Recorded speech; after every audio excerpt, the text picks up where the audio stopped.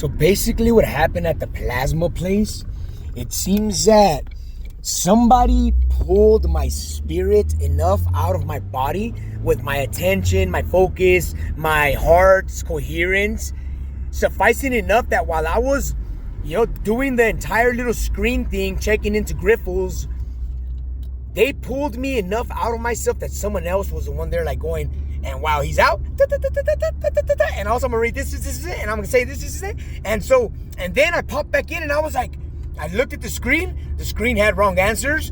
I replayed myself and I just stood there while I noticed that my hands were mindlessly having a will of their own, and enough so that I was not uncomfortable, but I wasn't comfortable. But I was still able to note it, even though I couldn't really register it at that instant, Like, it was such a crazy feeling, just to kind of see yourself in that instance, like the spirits doing all they can to get you to basically have PTSD, Because that's what that is. That's like tapping into trauma and then telling you, hey, you remember this?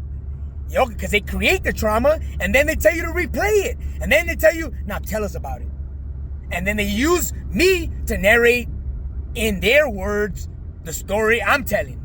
Because they still check me with the words I use, especially my attitude, the way that I convey a message. That's the way that they check people through me, and they check me, or else I'd be like, I love you, and you guys are the best, and you deserve all the attention in the world, and mommy and daddy should know both how to be nurturing and strong and fierce, and, but no, instead, I gotta partake in their delusions and illusions and act like you guys are all linear thinkers who aren't creative enough to put on the identities of, say, 10 of your family members, 10 of your great-grandparents, Like, come on, I know the capacity and I know it shows up generationally. They call it cursing. I call it, there's your 10 people,